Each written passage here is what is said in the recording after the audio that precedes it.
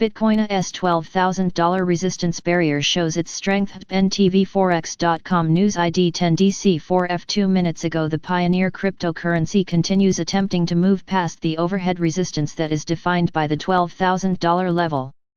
However, this price hurdle has proven to be quite substantial since it has been able to reject Bitcoin from a further advance each time it gets tested. While it seems that its strength is weakening over time, there has yet to be a spike in the buying pressure behind BTC that allows you to break above this barrier. As August 6 kicked off, Bitcoin entered a downward trend after a rejection from the overhead resistance. Indeed, its price fell by 1.54% from a daily open of $11,752.50 to hit an intraday low of $11,571.78 by 4:30 UTC. But this price level acted as stiff support, allowing BTC to rebound.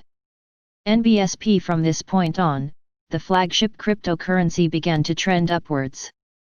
As buy orders began to pile up, its price surged nearly 3%.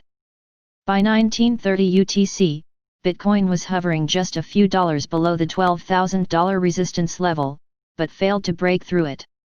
The rejection off this level was followed by a 2.54% nosedive that saw prices hit a low of $11,613.05 a few hours before the daily close. NBSP. As the day came to an end, BTC was able to recover to close at $11,769.97. Investors were able to scratch a daily return of only 0.15% throughout August 6 despite the lackluster price action. NBSP. Ethereum's bears take control of the price action. Ethereum investors seem to have had a rough time trying to profit from the price action seen on August 6. As a matter of fact, the smart contracts giant closed the day on a negative posture, providing a negative return of 1.46%. This seems to have been a direct result of its inability to break above the $415 resistance barrier.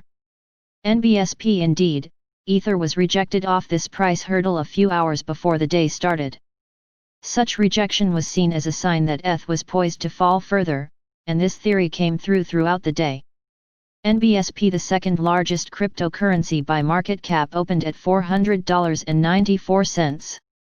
As the selling pressure behind it continued to increase, prices dropped over 2% to a low of $392.68. This support level allowed Ethereum to rebound and move only 72 cents above the daily open by 15:00 UTC.